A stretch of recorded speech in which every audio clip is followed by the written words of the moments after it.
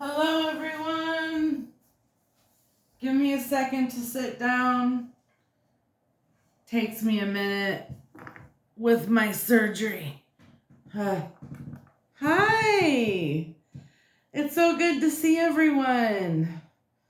Forgive me for being a little slow, but I am just super excited that I'm feeling up to doing this today. I really wanted to get on and jump on and do a little something for us. And just quickly, I'll tell you, I've been staying with my mom. I had back surgery. They took about a pinky's worth of bone out of my spine, and I'm healing pretty well. It hurts to walk a little bit, but I mean, that's to be expected. It's only been not even 2 weeks yet. So I'm doing pretty good, and I hope you are too. I hope you are all doing extremely well. So let's get to it. I thought I would do, since I'm in the process of healing, and many of us should be working on healing, whether it's trauma or just everyday life. So I figured we would just do a self-care card real quick to kind of see, excuse me, if there was something we could do for ourselves to kind of check in, take care of ourselves in a certain way. The other day I pulled a card and it said make a vision board for my, it was for someone that I was reading, and I thought that was cool because they had just said like they were thinking about doing that like a few days before, so it was kind of cool that they got that card. But anyway, here we go.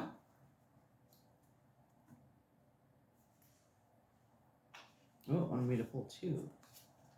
So we've got intuition. I'm going to pull the second one because it wanted me to pull that one too. Connect with crystals.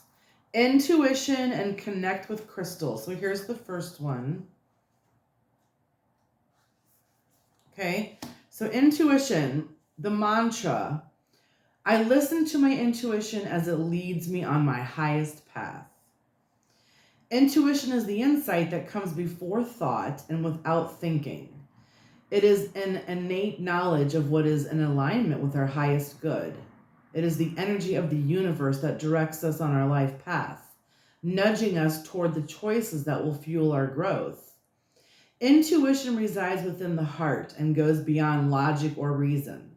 Its messages are shared without judgment or a need to be defined. Reinforce intuition's essential role in maintaining your well-being and connection to the spiritual realm by listening to it and acting upon it regularly. Keep track of when you receive an intuitive message and how often it turns out to be right, either by making a mental note or writing it down. As you notice the trend of your intuition as a guiding force, you'll come to trust it more and more. And then for the journal prompt, if you were writing in your journal, it says, recall a time when you intuitively knew something was a bad idea but ignored your intuition. How can you learn from this experience?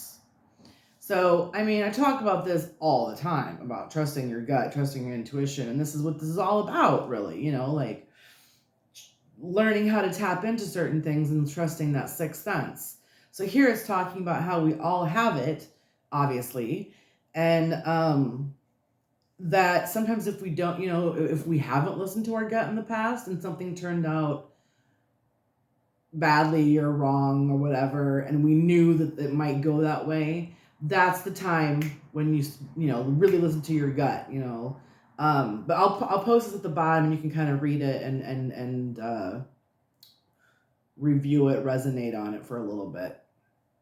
So then we have connecting with crystals, which I just love because I'm a crystal freak, as well as some of my other friends.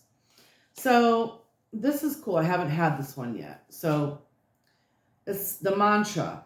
I am a guardian of the crystals, and I allow their healing and energies and ancient wisdom to crystallize my body.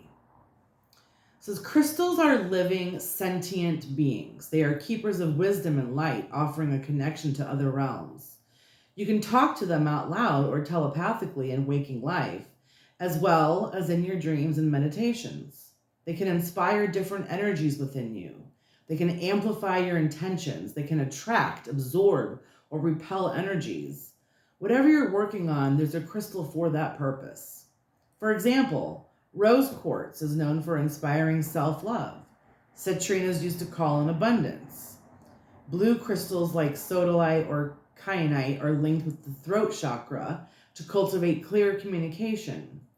It is the perfect time to learn more about the properties of different crystals and begin working with them in more profound ways.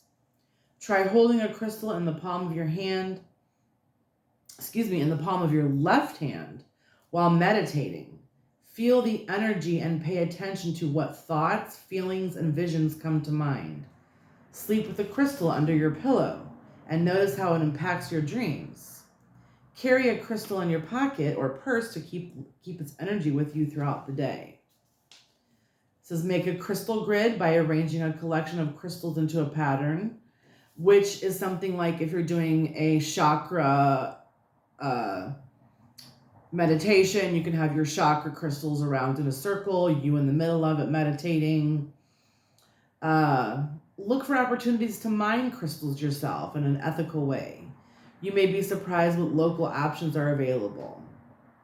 Journal prompt. What crystal do you resonate with the most or find the most attractive? I have a shit ton of crystals, and they all work for different things, as it says in here.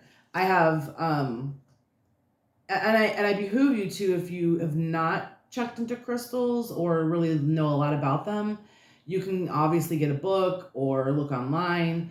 But if there's something that you're looking for, like a job, for instance, if you want a promotion, citrine is wonderful for bringing in, that promotion, that work, that money.